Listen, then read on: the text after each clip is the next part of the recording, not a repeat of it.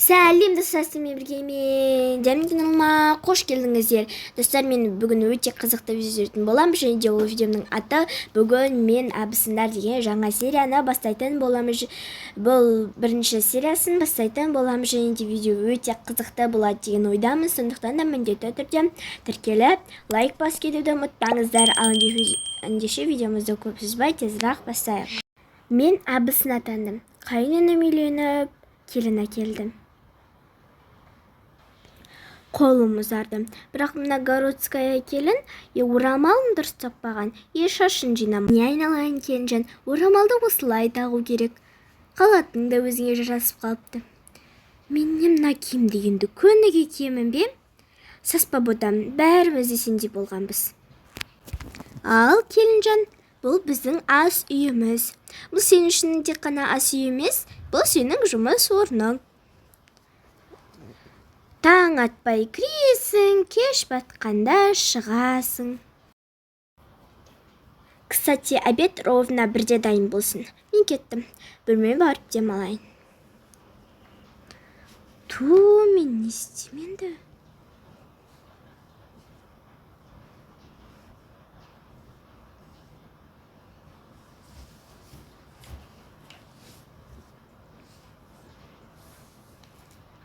Маған бір ой келді.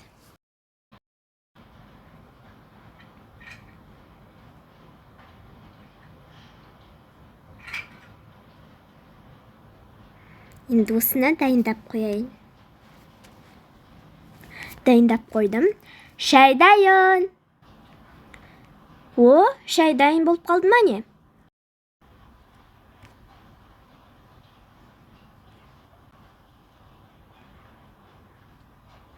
Бүгін келжан плов пісіріп қойыпты.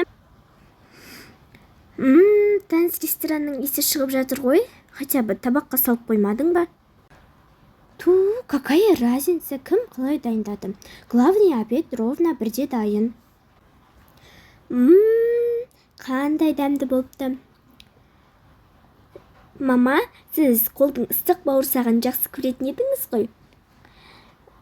Кешкі 5-5 айына бауырсақ пісірмейсің ба? Келінжан? Мына абысын подсава жасап қоймады ғой. Қалай жасайды енді бауырсақты? Мынау неге көтерілмей жатыр? Дрожканы қоспаппын ғой. Бар екенді айтпайсың ба ертеректен?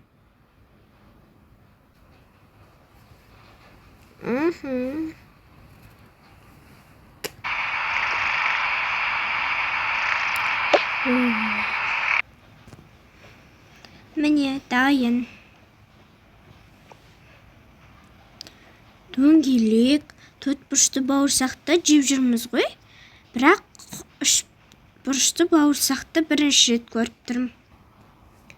Ештеңе етпейді келінжан. Дания да осындай болған. Естіп үйренесің келінжан. Келінжан, шайың дәмді екен. Рахмет. Енді екеуің столды жинап тастаңдар. Дания, сен де көмектес. Мен қатты асығып тұрмын да. Сен столды тез өзің жинап қоя сал, үйді бір реттеп ал. Жарай ма?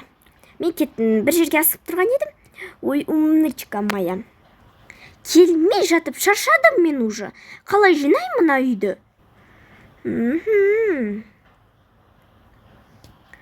Мынау келінжан тұрды мекен ұйқысынан, әлде күнмен түнмен таласып, әлі ұйықтап жатыр мекен.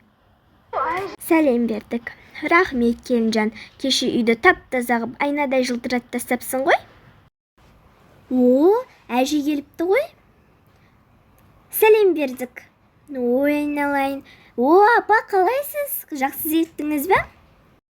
Келінжан, енді сенде 1 емес 3 ене болды. Есесіне генерал әжеміз түскі асқа сорпа, кешкі асқа ман. Ал 5-тің шайына ешеңкеде керек емес. Әшейін шай әзірлеңдер, біз қазір тойға кетеміз.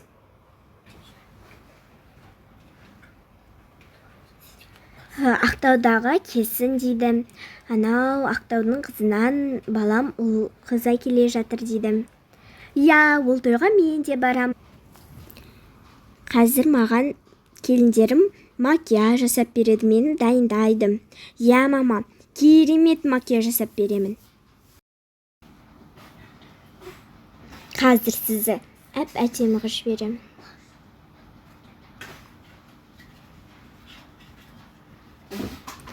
Қайсың киесіз, мынау ма, әлде мынау ма? Мынау? Жарайды.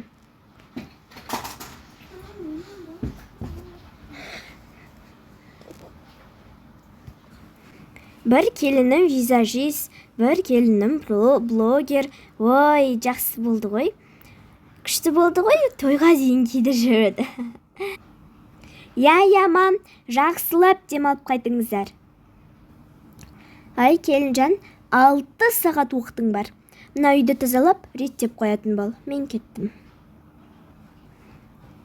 Мына абысын абьюзер, тиран, біреудің шекарасын сыйлау дегенді білмейді. Өмірге деген обидасы көп пе? Түсінбедім бар ғой мен. Мына абысымен подушамыз сөйлесіп, ішіндегісін шығарып алу керек. Маған бір ой келді. О, абысын, не істеп жатсың? Кино қарап дружить етпедік па? Абысын, өзі сен неге маған тисе бересің, или психологтар айтқандай өмірге деген обидаң бар ма? Обида дейсің ба? Ол былай болды.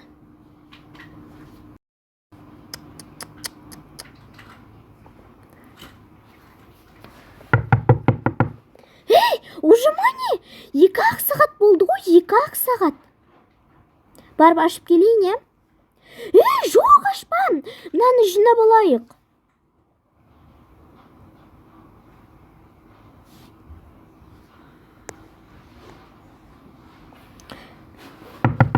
Күтіп қалды ғой, барып аша берейін да. Жоқ, ашпам. Лучше мына шашылып жатқанды көргенше күте тұрсын. Күтіп қалдыңыздар ма? Ешкім жоқ қой.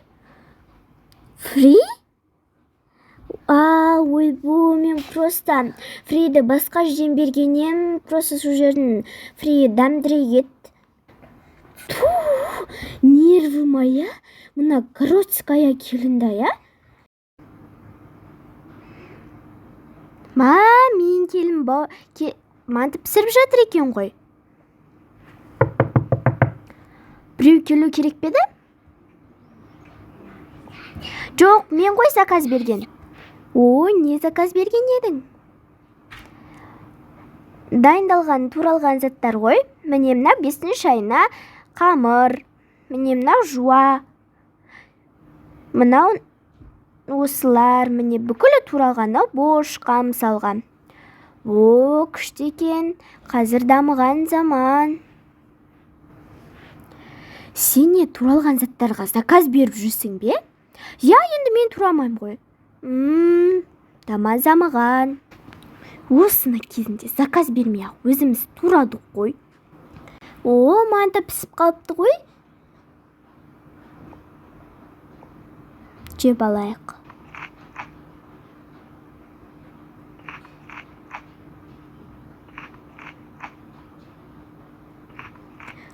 Мантың дамды болыпты. Енді мынаны екеуің бірге столды жинап алыңдар. Жарай ма? Мен кеттім. Ой, келінжан, мен манты істедім, енді сен столды жинап ала сал. Ой, неге біреуің тұрсың? Дания қайда? Ол Дания бөлмесінде демалып жатыр. Ой, осы келін ене мен абысының рөлін шатастырып алған-ау деймін. Білмейм. Ой, неге сені көңіл күйің жоқ? Ыдыстарыңды таста, кел отыра ғой мына жерге. Қаншадан болса, сонша пікір болады. Ешкімнің сөзіне мән бере берме.